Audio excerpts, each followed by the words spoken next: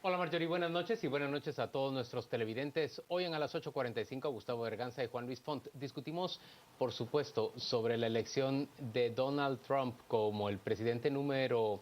Es el presidente 45, Gustavo. Sí. El presidente número 45 de la Unión Americana.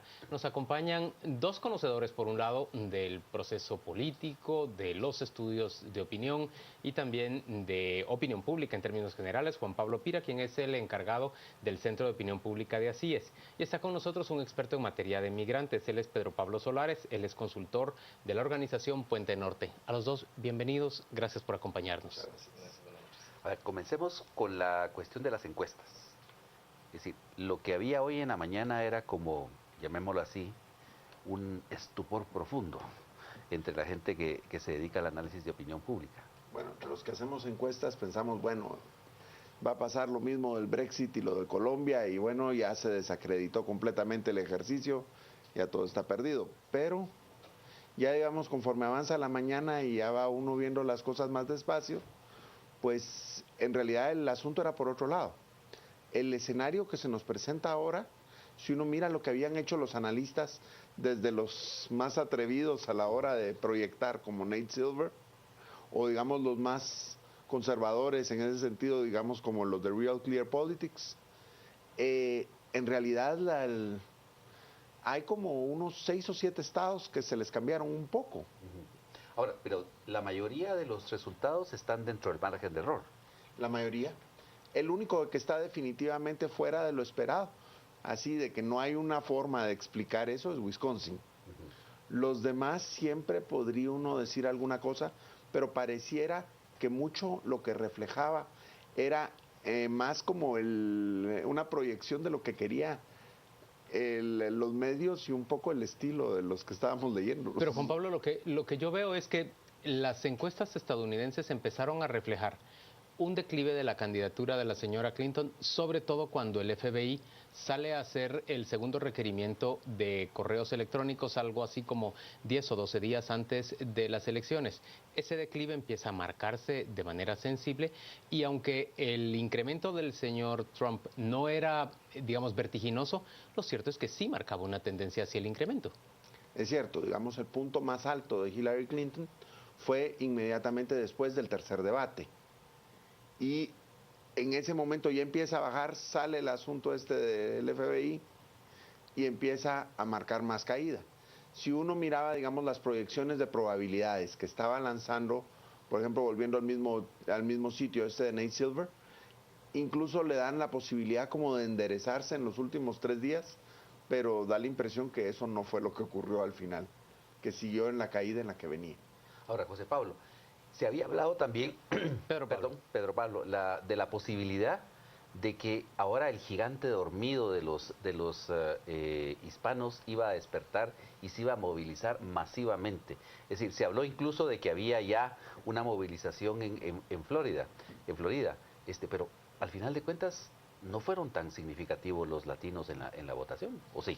Bueno, lo que pasa es que al final de cuentas, aunque aparentemente los hispanos sí aumentaron, no, no pueden incidir tanto en una elección, porque para empezar, estamos hablando de un 12% de un grupo hispano, pero una cosa muy importante es que no podemos homogenizarlos como que si todos fueran a votar por la misma persona.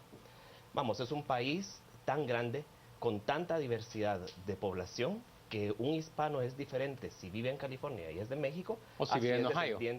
así es descendiente, por ejemplo, de los cubanos en Miami.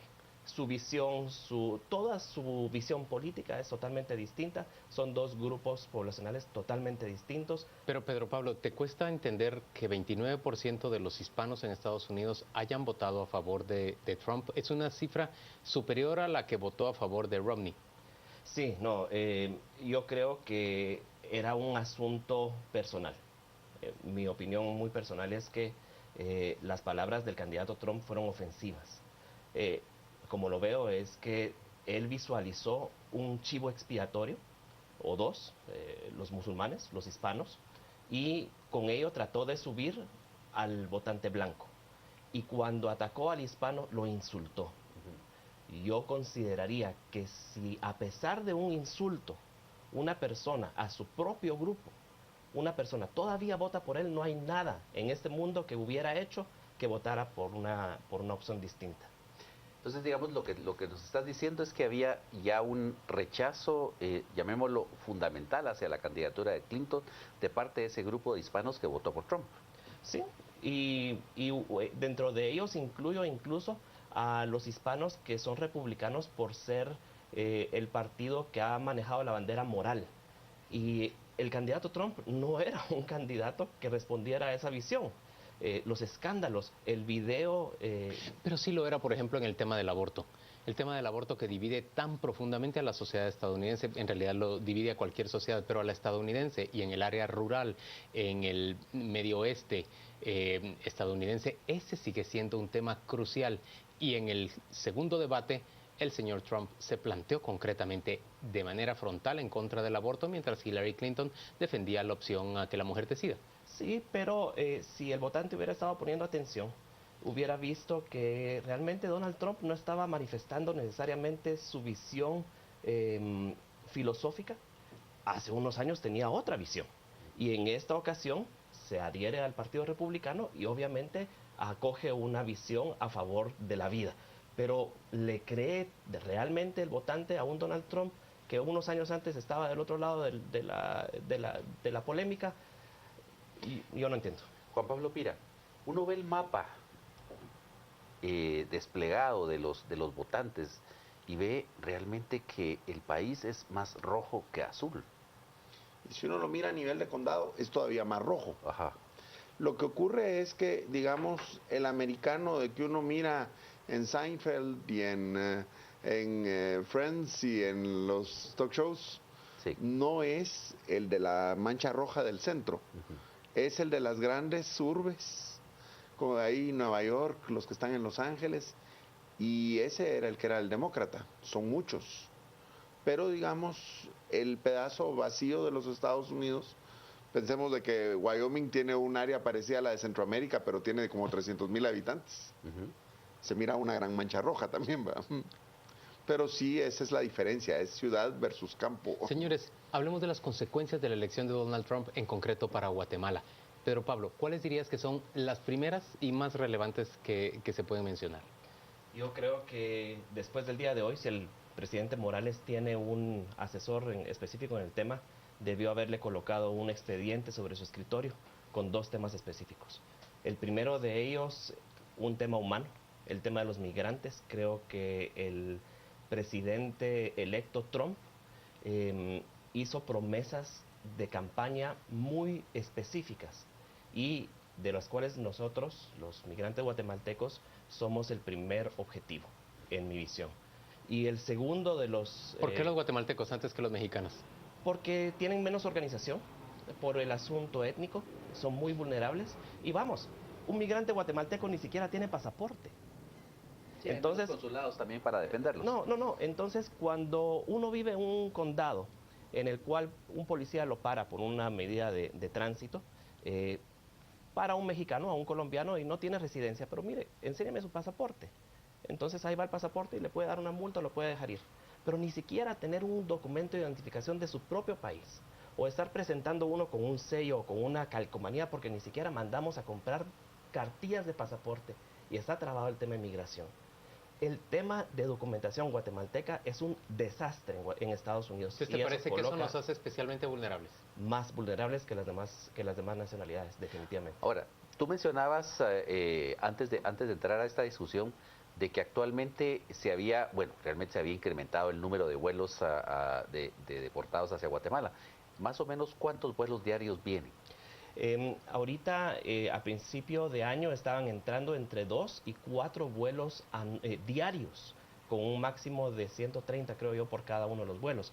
Pero a esa cantidad hay que agregarle además todos los que vienen deportados de México, por vía terrestre, que yo los uniría en un solo conglomerado, porque al final de cuentas son deportaciones de un plan que viene desde Washington, que abarca no solamente la frontera de Estados Unidos, sino que también el territorio vertical de México. Juan Pablo, en tu experiencia, ¿es probable realmente que se materialice la oferta de Donald Trump de construir un muro y obligar a los países de los migrantes a que financien la construcción de ese muro? ¿Es probable que se detengan las remesas enviadas, por ejemplo, a México o Guatemala?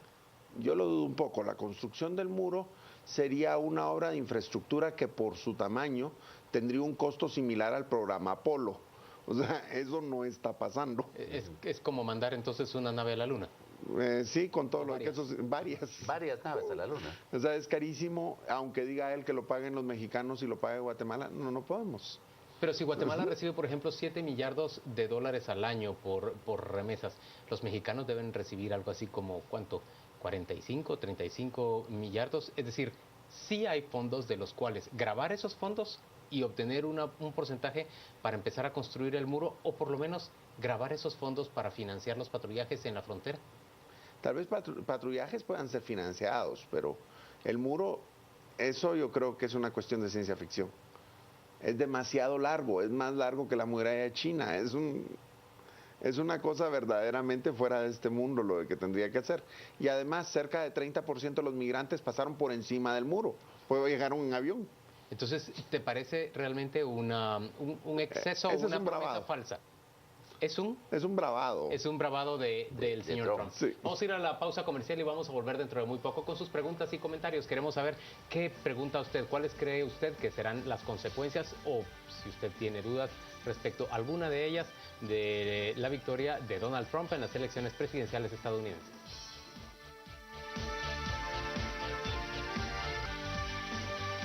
Estamos de vuelta a las 8:45 en este día miércoles. Marjorie Fonan nos cuenta qué están diciendo los televidentes, qué se están preguntando respecto a este tema. Buenas noches, Marjorie. ¿Qué tal, Juan Luis? Son varios los mensajes que han llegado desde nuestra cuenta de Twitter. En uno de ellos, Susana de Valdés nos dice: el muro ya existe en partes, procuremos un mejor país, así no tienen que salir a pasar penas. Los compañeros guatemaltecos se refiere. Edwin Deras: ¿afectará esto para los que trabajamos en Guate para empresas estadounidenses? Se pregunta Ana Ruth, pero en estos periodos de Obama han aumentado las deportaciones.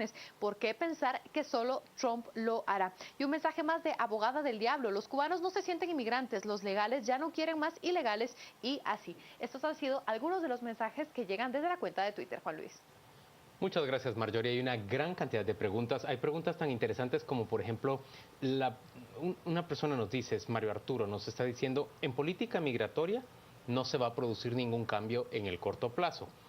Pero lo más probable, dice él, y lo pregunta a nuestros expertos, es que por el miedo irreal que infunde el señor Trump, lo más probable es que se produzca un incremento en el envío de remesas que podría llegar hasta el 15%. Pero, Pablo, ¿eso es posible, que la gente que está allá se apresure a mandar plata ante la posibilidad de ser deportados en mayor número de lo que ahora está ocurriendo con el gobierno de Obama? Hay muchas preguntas que todavía no tienen respuesta. Yo creo que este planteamiento puede venir porque ha habido especulación de que el aumento de 2016 en las remesas obedece precisamente a eso. Pero si nosotros vemos los años anteriores, creo que más bien está siguiendo una tendencia normal. Este año proyectamos que tal vez van a ser entre 7.000 y 7.200 millones de dólares los que van a entrar. El año pasado fueron 6.200 y el anterior fueron 5.300, creo yo. O sea, lleva un aumento, pero no es extraordinario. Entonces, yo creo que la gente va a continuar enviando en la medida que va trabajando, porque no es como que el grueso de la población migrante tenga grandes fortunas acumuladas en Estados Unidos y ahora las vaya a mandar a Guatemala. Más bien va mandando lo que producen en la semana o en el mes. Una paradoja que se planteaba hace un momento. Aumentan las deportaciones, pero también sigue el crecimiento del 4% al ritmo 4% de las remesas. ¿Qué está pasando? Sí, lo que está pasando es que la mayoría de la gente que viene deportada fue capturada en la frontera cuando hacía el viaje para poder entrar a Estados Unidos. La gente que trabaja y que ha estado mandando las remesas está aumentando en cantidad de gente y está aumentando en su carrera de trabajo en Estados Unidos y por tanto tiene un poco más de dinero.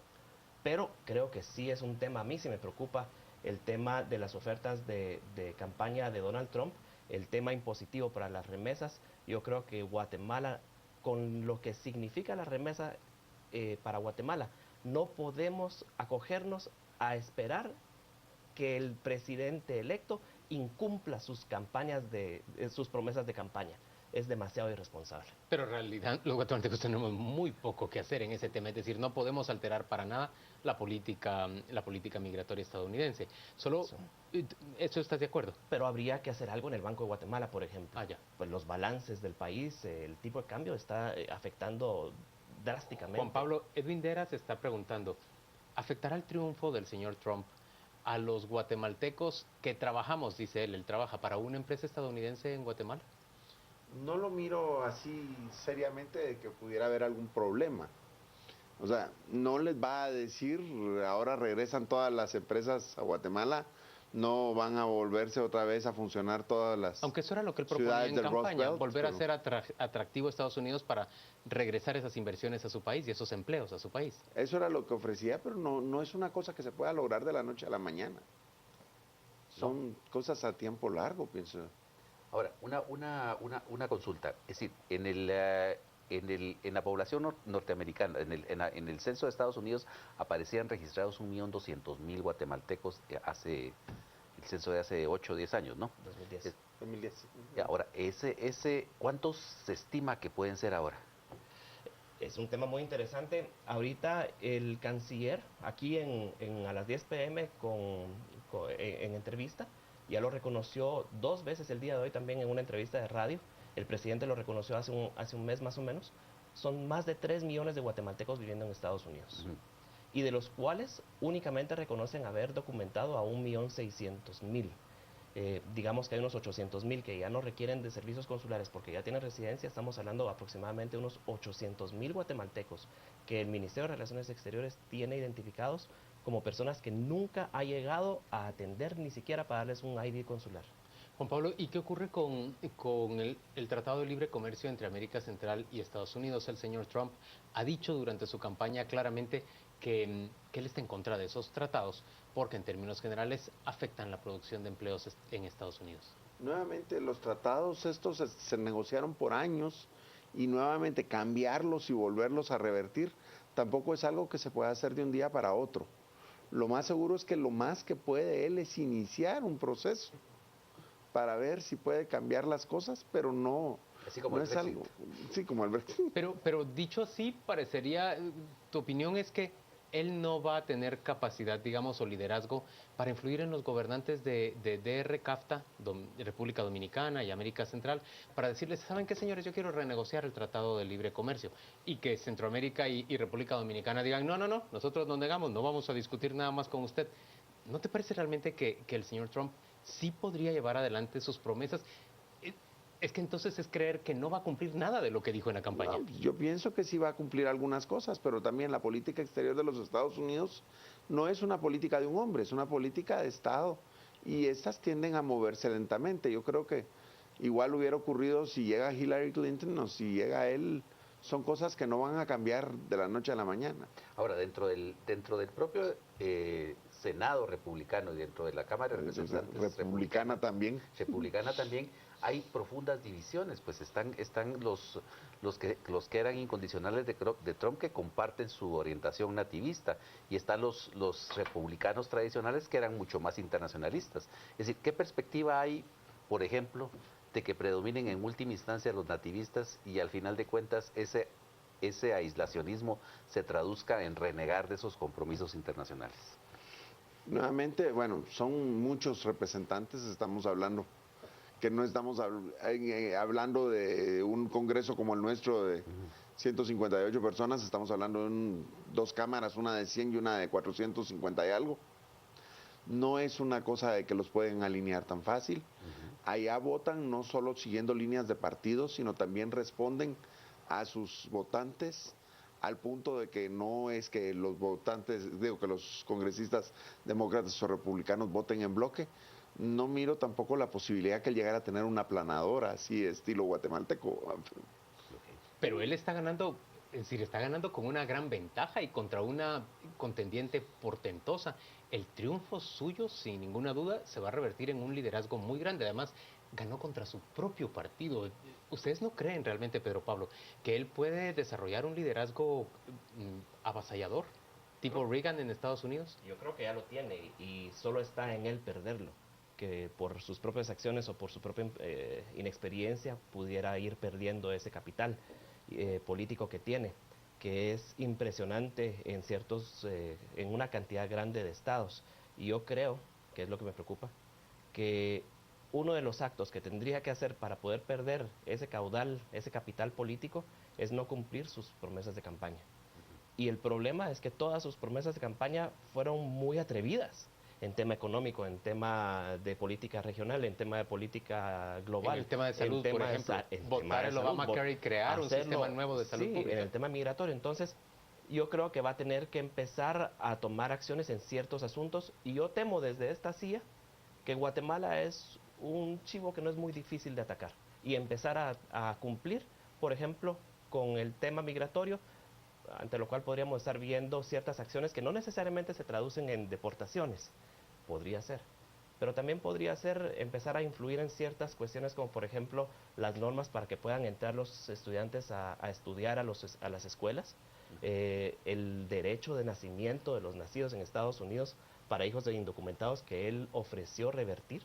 O sea, yo siento que tal vez por ahí va a empezar, y si lo fuera a hacer, es más fácil hacerlo con un país que no tiene tanto poder político como Guatemala, y no tanto con México o Sudamérica. Señores, gracias a ambos por acompañarnos a las 8:45.